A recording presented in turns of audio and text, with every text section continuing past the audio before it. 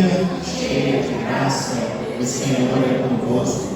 Bendita sois vós entre as mulheres, e bendito é o fruto do vosso ventre, Jesus. Santa Maria, Mãe de Deus, rogai por nós, pecadores, agora e na hora de nossa morte. Nossa Senhora Aparecida, São Luís Maria Guilhom de Montfort, em nome do Pai, do Filho e do Espírito Santo. Amém.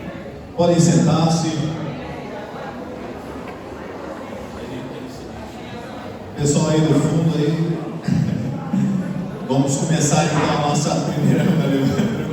Vamos começar a nossa primeira formação, para o curso de consagrados, a Nossa Senhora, os escravos de Maria. Vocês já ouviram falar antes do Tratado da Verdadeira Devoção à Santíssima Virgem? Já? Esse livro, de modo bem particular, foi um livro muito importante para mim, na minha caminhada de conversão, ainda quando eu era leigo. Foi um livro que foi uma escola de santidade. Esse livro eu costumo falar que é uma escola de santidade. O meu está um pouquinho velhinho, já bastante folheado, e é um manual de combate dos guerreiros, soldados de Nosso Senhor Jesus Cristo. Isso. E o que acontece? Esse livro começou dizendo uma coisa, porque eu ao menos pensava assim, e pode ser que muita gente talvez tenha essa ideia lá no fundo também, de que ser muito devoto de Nossa Senhora pode te afastar de Jesus, de certo sentido. Pode ter essa ideia lá no fundo, Falar, nossa, mas será que eu não vou desagradar a Nosso Senhor por estar agradando muito a Nossa Senhora? Será que eu não vou deixar de prestar a devida honra a Jesus por prestar muita honra e culto a Maria? Tem gente que até fala, onde já se viu escravo de Maria? Que coisa herética, Nós somos escravos de Jesus, Ou melhor, não sou escravo de ninguém, Foi para a liberdade que Cristo nos libertou, então como é que eu vou me fazer escravo? Ora, se Jesus mesmo se fez escravo, Filipenses capítulo 2, versículo 9, ele era Deus, sem perder a condição divina, mas assumiu uma natureza humana, assumiu a condição de um escravo. Então, se Jesus foi escravo, por que eu não posso ser escravo também? E outra, se a Virgem Maria foi escrava, eis aqui a escrava do Senhor. Então nós somos escravos. Nós vamos ver, eu vou falar várias coisas aqui agora, tudo desencadeado assim, mas é só para ir convencendo vocês dessas verdades, da importância disso daqui. Depois a ideia é ir capítulo por capítulo, e vocês têm que ler também. Não é só pregação, na pregação a gente vai inflamando os corações de vocês, mas vocês têm que ler e depois tirar dúvida. Falou, não entendi essa parte aqui, não entendi nada, tá difícil, e a gente está para isso, para ajudar também. Desde já me coloco à disposição também, para aqueles que desejam, podem entrar em contato. Agora a gente está digital, me segue no Instagram aí, manda um direct, que a gente responde. Brincadeiras à parte, tem que ler, tem que estudar. Depois a gente vai capítulo por capítulo tirando todas as dúvidas, mas de modo geral, por exemplo, essa consagração que a gente está ensinando, que São Luís de Montfort está ensinando, nada mais é do que a renovação dos votos batismais. Ele vai explicar isso. É a renovação dos votos do batismo. Aí tem gente que fala, não padre, mas essa consagração assim tão radical a Nossa Senhora não é para mim. Isso é para quem tem um chamado muito especial. Eu não sinto esse chamado. Ora, não sente chamado de ser católico? Então sai da igreja. Não sente chamado de viver o batismo? Então não seja batizado, então apostata da fé, O que essa consagração ensina é simplesmente o batismo, as promessas que nós fazemos no batismo. Quais são as promessas? Lembra quando tem batismo de criança que a gente professa a fé, fala creio, aí depois renuncio, tudo isso? Isso a gente tem no nosso batismo. Nós no nosso batismo renunciamos ao diabo, a Satanás, a todas as suas obras, as suas pompas, ao pecado, e nos atamos como que escravos de Jesus. Todo batizado fez esses compromissos. Ah, pai, mas eu era muito criança, eu não tinha consciência. Bom, seu padrinho fez por você, e depois você na sua crisma renovou. Então, no batismo nós nos tornamos escravos de Jesus. O que nós fazemos aqui por esse método é simplesmente renovar essas promessas de um modo mais perfeito. E qual que é o modo mais perfeito? Através de Maria. Por quê? Porque foi o meio pelo qual Jesus quis vir ao mundo. O número 1 do tratado, ele é dividido em números, né? Lá o número 1, introdução, capítulo 1, na verdade antes do capítulo 1 tem o capítulo introdutório, introdução, número 1, primeiro ponto, primeira frase do tratado, olha o que está escrito: foi por intermédio da Santíssima Virgem Maria que Jesus Cristo veio ao mundo, e é também por meio dela que ele deve reinar no mundo.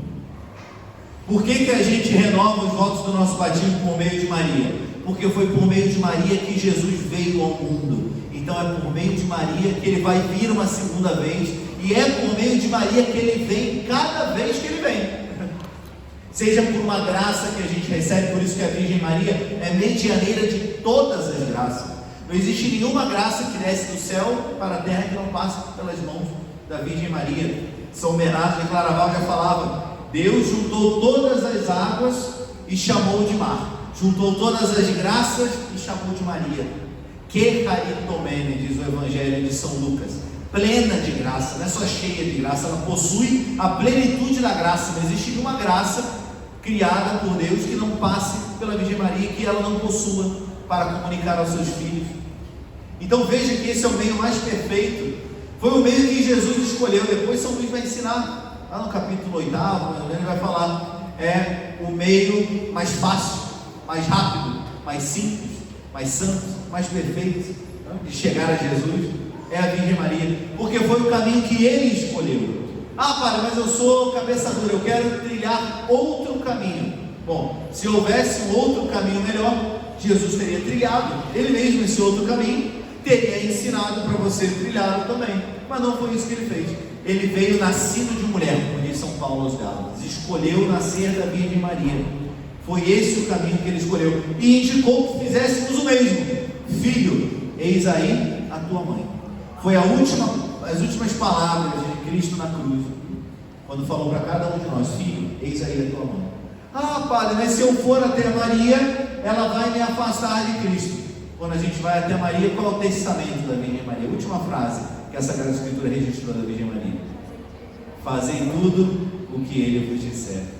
Então nós vamos até Maria e ela nos leva a Jesus. Nós vamos a Jesus, ele nos leva a Maria. Por quê? Porque Maria é um caminho, esse caminho perfeito que leva a Jesus. Na parte de trás desse tratado aqui, dessa edição, tem uma frase do capítulo 2, ponto 62, que fala assim: se a devoção à Santíssima Virgem nos afastasse de Jesus Cristo, seria preciso rejeitá-la como uma ilusão do demônio. Mas é tão contrário como já fiz ver. Esta devoção só nos é necessária para encontrar Jesus Cristo, amá-lo eternamente e fielmente servir. Ou seja, a única finalidade dessa devoção é amar a Jesus mais, amar a Jesus melhor, e amar a Jesus como Jesus quer ser amado, através da Virgem Maria. Foi assim que ele veio ao mundo e é assim que ele continua vindo ao mundo. Por isso que a Virgem Maria é mãe da igreja. Está proclamado no Concílio Vaticano II, lá do Lumen Gentium, na Constituição Dogmática, capítulo 8, fala que a Virgem Maria é mãe da igreja, Mater Ecclesiae. O que significa que ela é mãe da igreja? Significa que ela é mãe de Cristo, isso todos nós sabemos, mas a igreja é o corpo místico de quem? De Cristo. A igreja é o corpo de Cristo. Então, se Maria é mãe da cabeça da igreja, ela tem que ser mãe dos membros também. São Luís Maria Grignion de Montfort fala: seria uma monstruosidade na ordem da graça, assim como seria uma monstruosidade na ordem da natureza, uma mãe parir a cabeça de uma criança e outra mãe parir o corpo. Seria uma monstruosidade. A mesma coisa na ordem espiritual. A Virgem Maria, que é mãe de nosso Senhor Jesus Cristo, cabeça da igreja, é mãe de todos os membros de Cristo, que somos nós, os membros da igreja batizados. Pelo batismo somos enxertados no corpo de Cristo e fazemos isso por meio de Maria. Se somos gerados no seio da igreja, somos gerados como membros de Cristo, somos gerados pela Virgem Maria, assim como Cristo foi gerado por ela, como a natureza humana de Cristo foi gerada pela Virgem Maria. Está dando para entender como que Cristo é o centro, é a centralidade total? Cristo é o sol, é o grande sol, e Maria é a lua. Cristo é o sol, é uma luz que não tem igual, muito mais forte do que a lua. A lua não tem luz própria. A lua é uma estrela, né, que reflete a luz do sol, só que reflete na medida certa, né? Durante o dia a gente consegue olhar para o sol direto, assim, abrir o zoião, olhar direto para o sol, machuca, né? Mas por que machuca? Porque o sol é mau? Porque ele tem muita imperfeição? Não, é só perfeição que ele tem. Mas nós somos frágeis, nós somos fracos, a nossa natureza não é adaptada para fazer isso. A mesma coisa, agora quando a gente olha para a lua, sim, a lua a gente consegue contemplar o sol refletido na lua, de modo agradável, suave, que não machuca.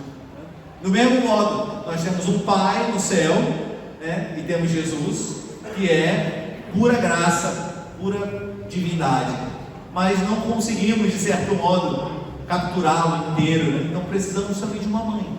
Assim como na ordem natural temos um pai, né, e uma mãe, na ordem espiritual também temos um pai que nos revela a sua vontade, mas temos uma mãe também, que nos convence da vontade do pai. A mãe, se ela é boa, ela não vai convencer o filho a desobedecer o pai, não vai.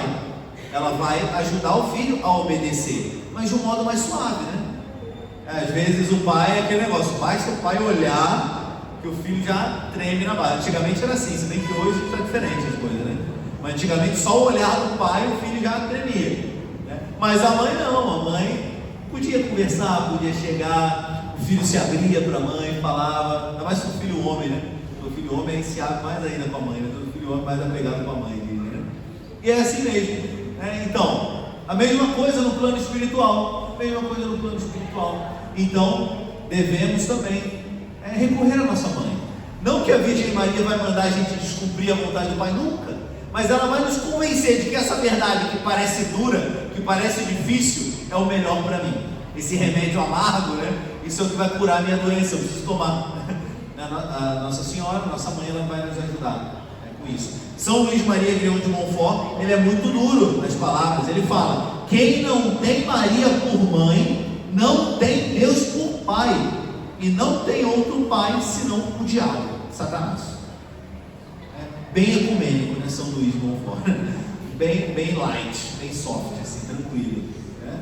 Não tem jeito, não tem outro caminho. Mas eu não sou chamado a essa coisa. A devoção à Virgem Maria não é um adendo à nossa fé, não é uma coisinha a mais, uma coisinha acessória, um chamado, né, para uma santidade, assim, de alguns, como se fosse um chamado à vida religiosa, algo do tipo. Não, é para todos.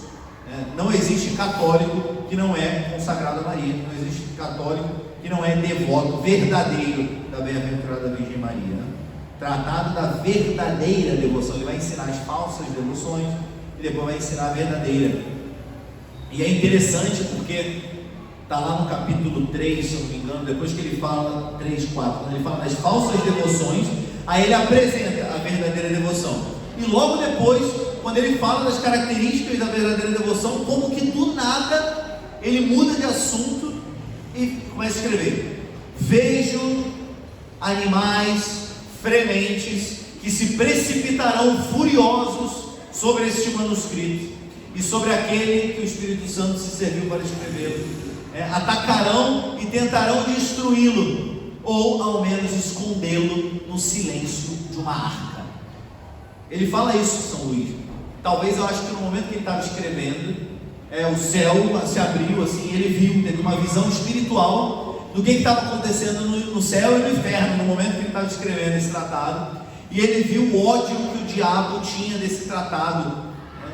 e daquele que escrevia ele, no caso, né? E daqueles que colocarão em prática isso, ele fala, que são os apóstolos dos últimos tempos. A gente vai chegar nisso também. Então, e ele fala, né, que nesse momento ele teve essa visão e aconteceu, foi uma profecia. O tratado foi escrito e logo depois, antes de ser publicado, foi oculto. Ficou escondido 150 anos, escondido no baú numa arca, sem ninguém ler. É claro, faziam já essa consagração, né? O São Luís de Montfort é fundador de uma congregação de padres e uma congregação de freiras. Então eles pregavam a consagração e muita gente fazia, né? Tem lá na França as fórmulas de consagração escritas pelos camponeses.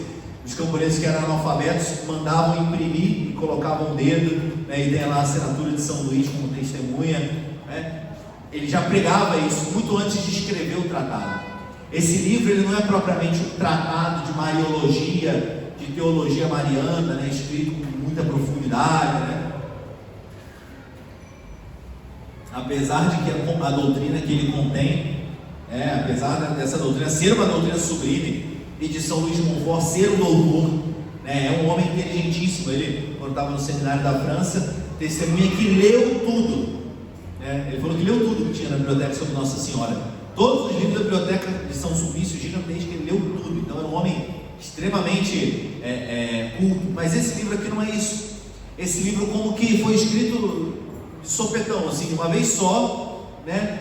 Porque ele sabia que ia morrer, né? Ele combatia muitas heresias. Ele era um missionário muito difícil, ia pela França pregando contra as heresias dos jansenistas, e os jansenistas tentaram matá-lo mais de uma vez.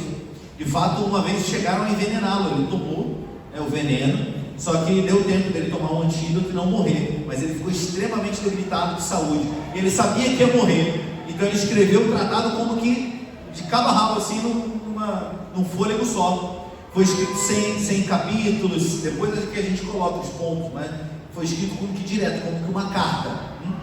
E quando ele morreu, antes de publicarem, como eu disse, ficou escondido. E quando reencontraram o tratado, olha que coisa, encontraram sem as primeiras e sem as últimas páginas. Então ninguém sabe qual que é o título original do tratado. O título não é Tratado da Verdadeira Devoção à Santíssima Virgem Maria.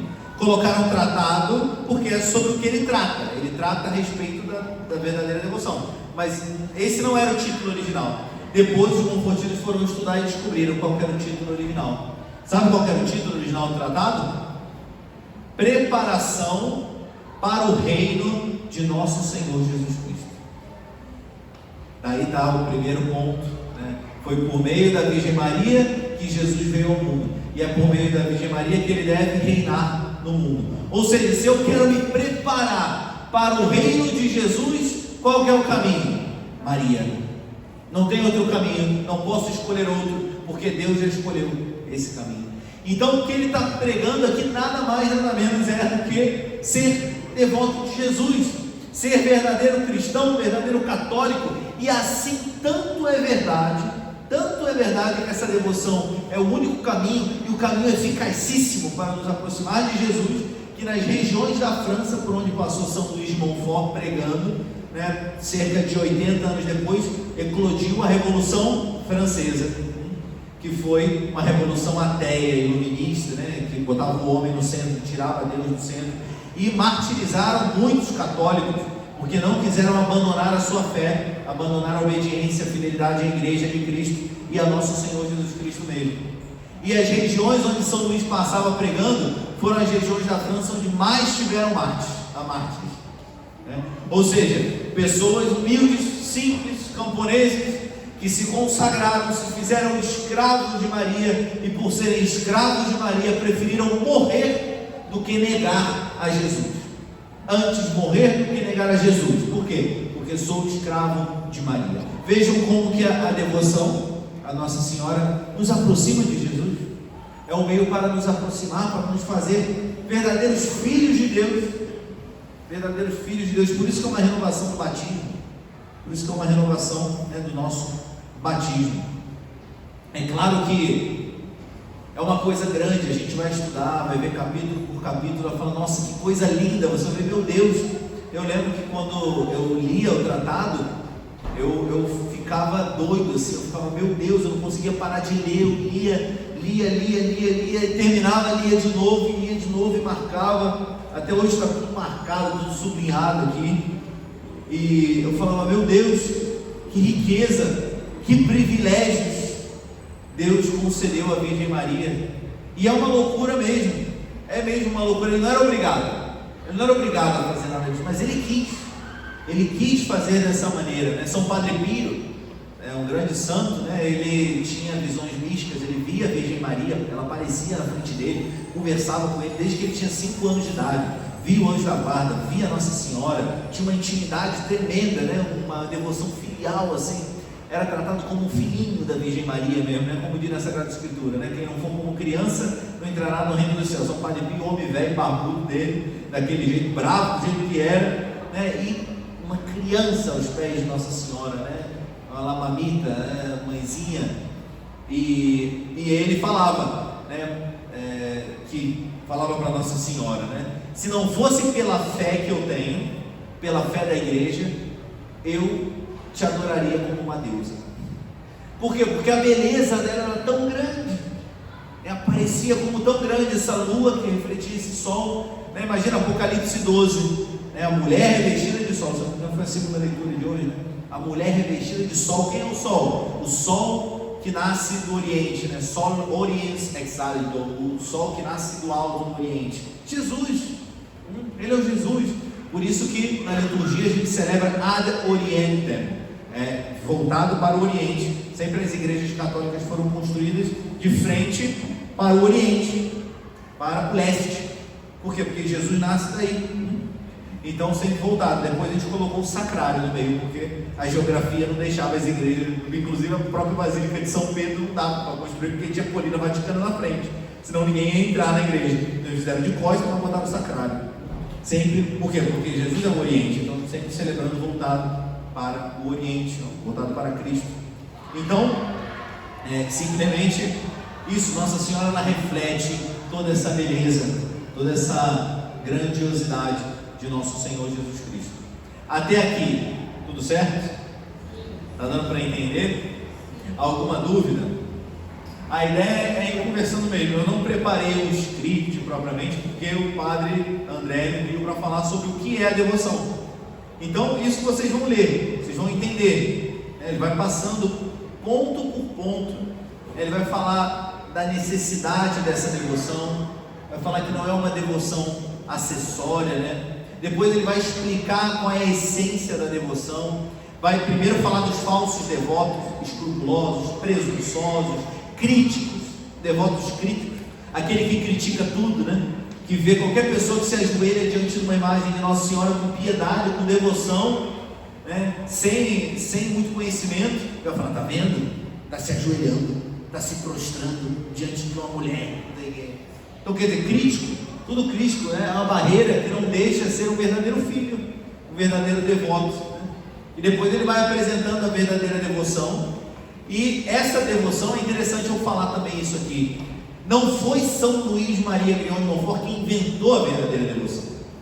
Não foi ele que criou isso que a gente faz, nem de longe, nem de longe. Quem criou a verdadeira devoção foi Deus.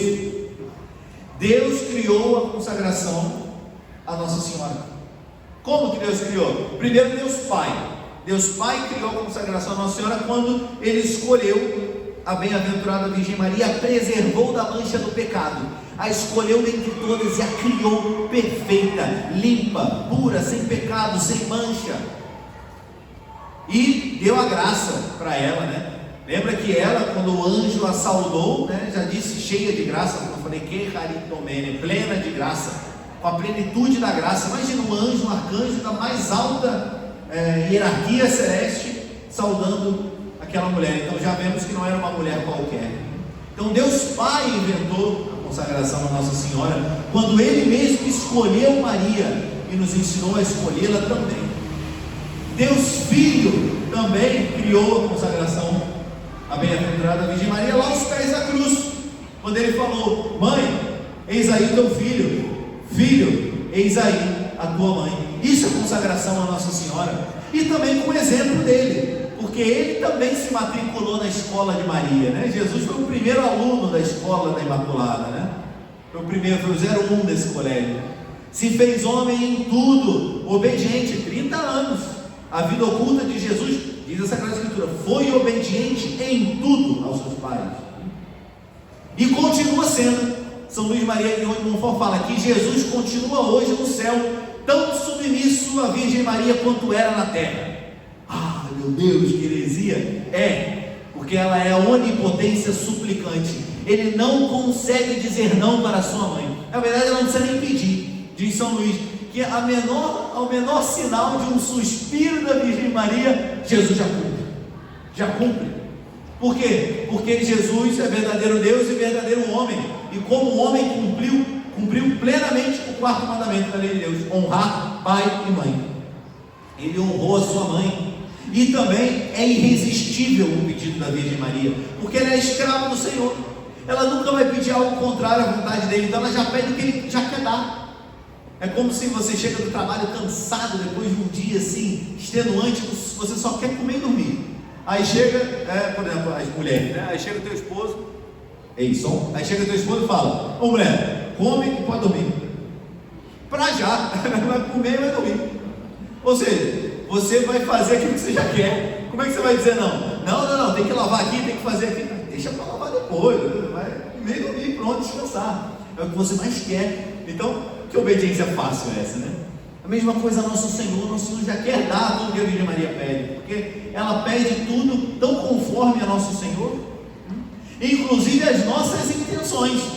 Aqui o tratado vai trazer uma figura de Rebeca, Rebeca com Isaac, vai trazer essa figura bíblica do Antigo Testamento, de Esaú e Jacó, dos dois filhos, que, bom, aí eu não vou contar a história que vai chegar no capítulo, mas um era mais velho. Esaú vendeu a primogenitura porque ele era mundano, então ele vendeu por um prato de lentilha, por uma refeição. Ele vendeu a primogenitura para o irmão mais novo, e o irmão mais novo era o queridinho da mamãe, o irmão mais novo, ele era atento, ele ficava em casa, ele cuidava da mãe, ele dava atenção, ele trabalhava tudo, e o outro ia para o campo e não voltava, nem ligava para a mãe. Então o que a mãe fez para fazer valer o direito de primogenitura do filho que comprou, que foi Jacó? Preparou aquele banquete, para Isaac, um banquete do jeito que ele gostava, tudo que ele queria, preparou do jeito dele, da melhor maneira. Pegou as vestes, as roupas do filho mais velho, Esaú, colocou em cima de Jacó, montou ele e apresentou para o pai. E o pai tocou nele. Ele falou: pai, me dá sua bênção. E ele ouviu a voz de Jacó. Ele falou: a voz é de Jacó, mas o cheiro e o pelo é de Esaú.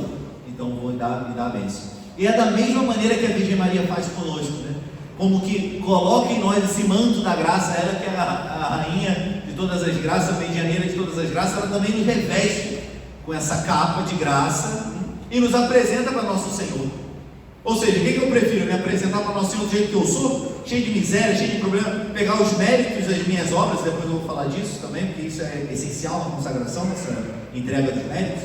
Eu vou pegar os méritos das minhas boas obras e vou oferecer para Deus direto? Para quê?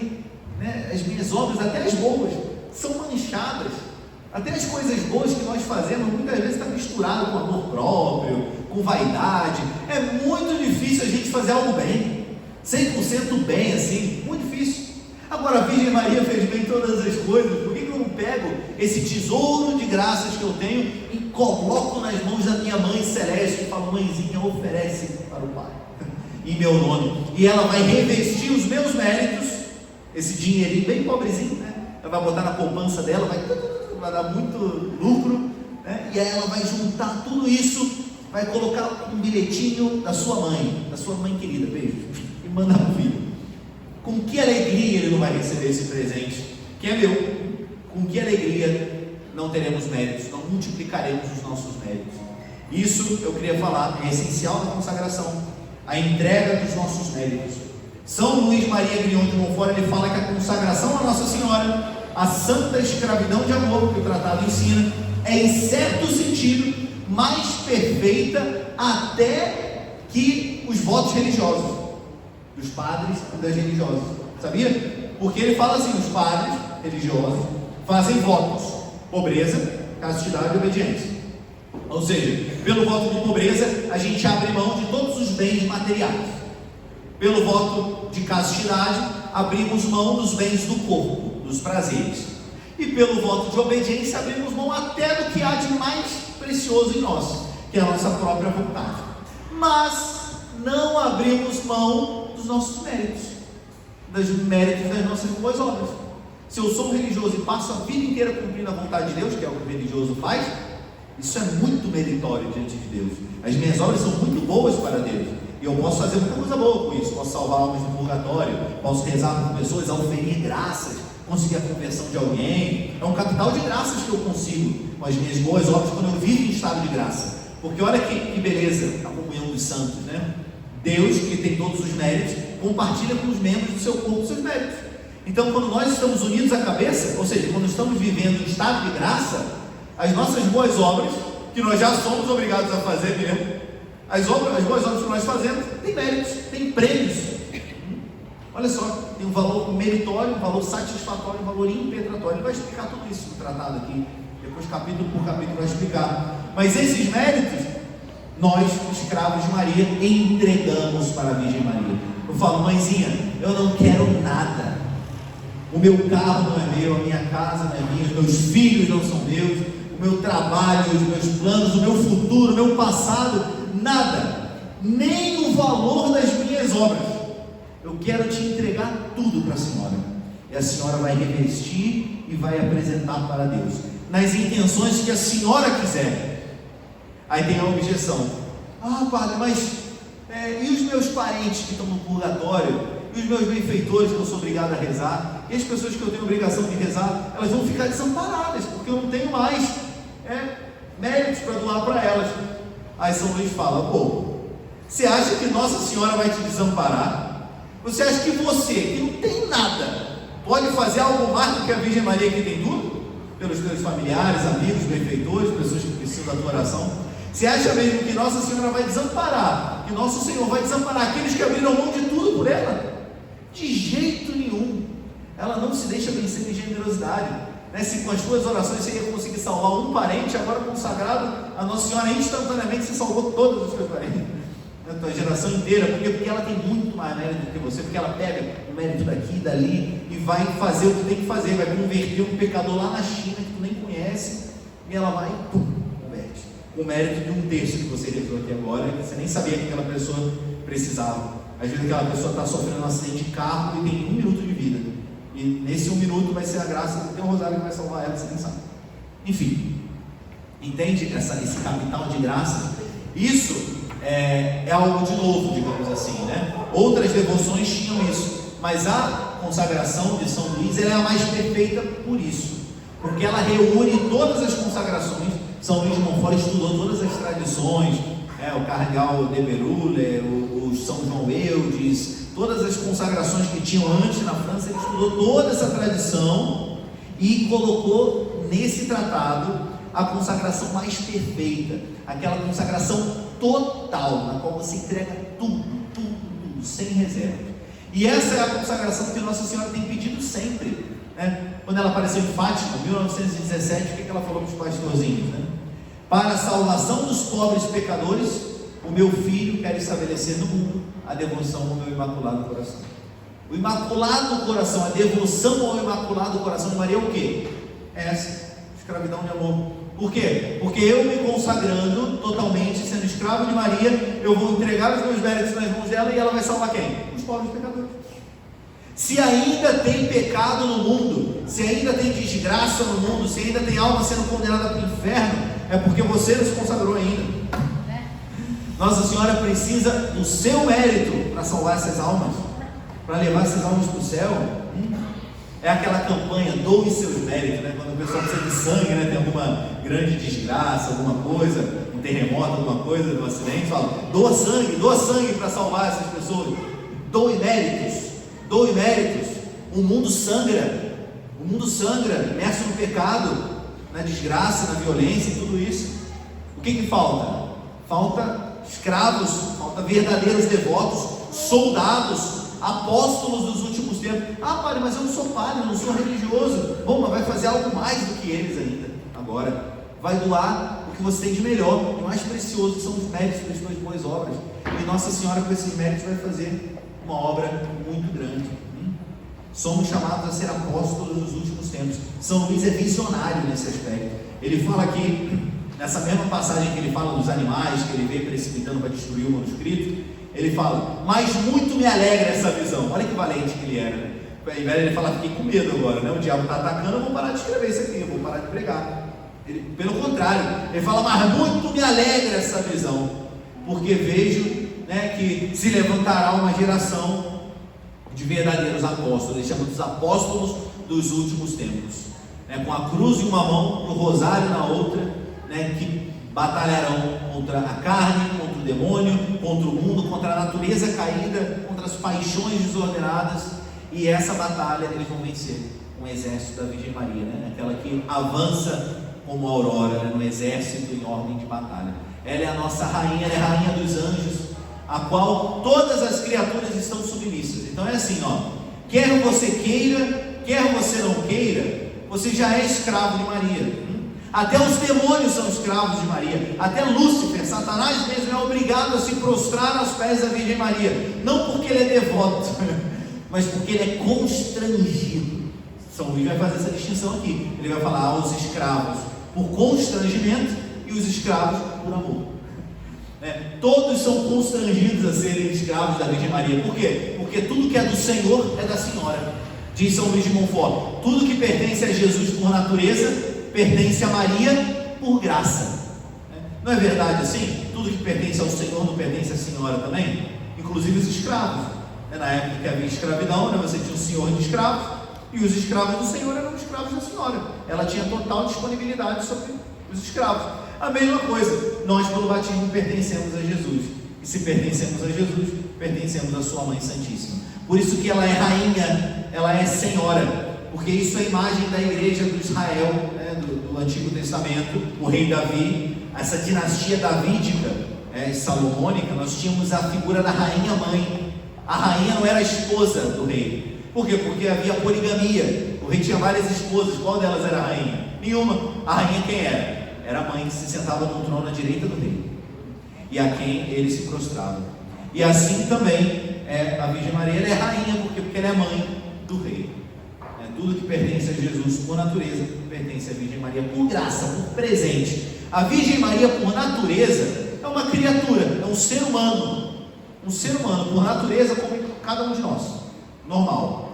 Só que por graça ela foi elevada a um patamar tão alto que ela excede a mais alta das criaturas, que São Luís vai chamar a obra-prima da natureza. Quem que é a obra-prima da natureza? A maior criatura que foi criada, sabe quem? É um anjo. Qual o nome desse anjo? Lúcifer. O anjo mais elevado que foi criado, o anjo Lucifer, que carrega a luz, era um dos anjos mais próximos de Deus. Por isso que ele era soberbo. Ele falava, não pode um homem, a encarnação acontecer em Jesus. Não, eu ser submisso a uma mulher, um ser humano, não. Porque pela soberba de tão elevada que era a natureza dele. Inclusive ele tinha uma natureza elevada à de São Miguel Arcanjo. São Miguel Arcanjo era inferior a Lúcifer, que era um serafim, elevadíssimo. Mas Lúcifer foi precipitado, perdeu a batalha. Por quê? Porque ele não serve, não servirei. Enquanto São Miguel Arcanjo, ninguém como Deus. Quem como Deus? Você? Você é um anjo elevado, mas você é mais do que Deus? Não. Então, pelas armas de São Miguel Arcanjo, você vê que São Miguel Arcanjo sempre é pintado armado, uma figura armada, com lança, com espada, escudo, armadura. Mas ele não tem corpo, os anjos não têm corpo. Isso é uma coisa espiritual. A batalha foi intelectual, uma batalha espiritual no céu. E Lúcifer convenceu os anjos, convenceu um terço das estrelas do céu, precipitaram pelo inferno, diz o livro do Apocalipse. Então muitos anjos foram na conversa do diabo e caíram junto com ele. Mas ele, que é a obra-prima da natureza, é obrigado, constrangido a se prostrar para a Virgem Maria. É uma mulher, por natureza muito inferior a ele, muito inferior aos anjos, mas pela graça, infinitamente, assim, infinitamente superior. Não tem nem comparação. Por quê? Porque a graça é justamente a presença de Deus em nós. A graça é a participação na vida divina, é um dom sobrenatural, está muito além da nossa natureza. A graça nos une com Deus mesmo, e a Virgem Maria possui toda a graça que existe. A Virgem Maria possui, ela possui a plenitude da graça. É o que São Padre Pio falou, se não fosse a fé, seria como uma deusa, de tamanha graça, porque a graça é isso, é a participação na vida divina, é a lua que reflete o sol, ou seja, não é graça própria dela, não é a natureza dela, é Deus refletido nela. Deus quis fazer. Padre, mas isso é uma loucura, é muito grande esse mistério. É uma loucura mesmo, Deus exagerou, Deus exagerou na sua mãe. Ele não precisava ter feito isso, mas Ele quis. Ele quis, por amor e por conhecer a nossa natureza também. Por isso que Ele faz todas as coisas perfeitas. Por isso que Ele fez a igreja, por isso que Ele fez os padres. Não tá, para o que eu tenho que confessar com o padre? Posso confessar direto com Deus? Deixa de ser soberbo, rapaz. Se Deus escolheu a figura dos padres e instituiu, é porque eles são melhor para a tua natureza. Já pensou se a gente tivesse que confessar com um anjo? Um anjo que não peca, né? Um anjo que é perfeito, a gente ia ficar com vergonha, né? Ou sei lá, a gente precisa até psicologicamente falando, desabafar, falar das nossas falhas, ouvir um conselho que nos ajude, de alguém que estudou, que é sábio. Então Deus sabe de todas as coisas. Não vamos questionar Deus, os caminhos que Deus trilhou. Por quê? Porque Ele é sábio. Ele quis assim, Ele quis fundar uma igreja, quis escolher uma mãe, quis nascer de uma mulher, e nesse sentido escolheu a bem-aventurada Virgem Maria. Então ficou claro que a devoção à Virgem Maria não é uma coisinha que um santo criou, inventou e que você pode escolher ou não. Não, isso é nada mais nada menos que a essência da nossa fé. Isso é a devoção à Nossa Senhora. Não é uma devoção como nós temos a vários santos, São Padre Pio, a Santa Teresinha, enfim, vários santos. Não é uma devoção a mais. Ela é o próprio meio pelo qual Deus quer reinar nos corações. Número 1 do tratado. Deus quer triunfar. O fim escatológico da história passa pela Virgem Maria, porque lá no Gênesis capítulo 3, quando o pecado entrou no mundo, Jesus falou para a serpente: porém inimizade entre ti e a mulher, entre a tua descendência e a dela, esta lhe esmagará a cabeça e tu armarás ciladas no seu calcanhar. E depois lá em Apocalipse 12, o último livro da Sagrada Escritura, aparece a mulher vestida de sol, que traz o rei no seu ventre. Quem é essa mulher? É a Virgem Maria, que traz Jesus, que governará as nações com cetro de ferro. E o dragão que ataca e que vomita um rio, para afogar essa mulher, mas não consegue. E não conseguindo, ele vai fazer guerra contra a descendência da mulher. E aqui a Sagrada Escritura fala a mesma coisa que São Luís. Quem que é a descendência da mulher? Lá no Gênesis 3 não fala, Apocalipse 12 fala. A descendência da mulher são aqueles que ousam ouvir a palavra de Deus e colocá-la em prática. São exatamente os apóstolos dos últimos tempos que São Luís de Montfort profetiza aqui, que se levantarão através dessa devoção, que é enraizadamente bíblica. Enraizadamente bíblica. Essa devoção, e com isso eu termino, essa devoção, gente, já foi recomendada, indulgenciada por inumeráveis santos, inumeráveis papas, Esse é o itinerário espiritual não só de São Luís Maria de Montfort, mas de São João Bosco, de Santa Teresinha do Menino Jesus, de São Domingos Sávio, de São João Paulo II, que tinha como lema do seu pontificado Totus Tuus, todo teu, Virgem Maria. Ele fez essa consagração, ele tinha um tratado como livro de cabeceira, no qual ele lia todos os dias. Então esse é um caminho. Inumeráveis papas, São Pio X, Pio XII, inumeráveis papas indulgenciaram essa consagração, quem usasse as cadeiazinhas, enfim. Essa é uma devoção que confrarias elegidas em seu nome, que está extremamente recomendada pelo magistério da igreja. Há documentos e documentos que falam. Então, assim, é um caminho seguro de santidade. Só não faz a consagração quem não quer ser santo, quem acha que não precisa, do caminho que Deus escolheu. Mas quem acha que precisa, que é o nosso caso, nós precisamos da Virgem Maria. Por quê? Porque ela é essa mediadora junto ao mediador. Mas diz lá na carta de São Paulo a Timóteo que existe só um mediador entre Deus e os homens. Sim, existe um único mediador, nosso Senhor Jesus Cristo. Santo Tomás de Aquino fala: o Cristo total, cabeça e membros. A igreja também é mediadora. Afinal de contas, senão ninguém pede oração para ninguém. Senão os crentes não podem pedir para ninguém rezar por ninguém. Falar: reza por mim, irmãozinho, para eu conseguir emprego. Não. É Jesus. Jesus é o único mediador. Não posso ser mediador, não. Você é Jesus direto. Não, reza sim pelos outros. Está certo. Tem que rezar mesmo. A Sagrada Escritura manda. Orar uns pelos outros, etc. Por quê? Porque todos nós somos membros de Cristo. E a Virgem Maria também é um membro de Cristo.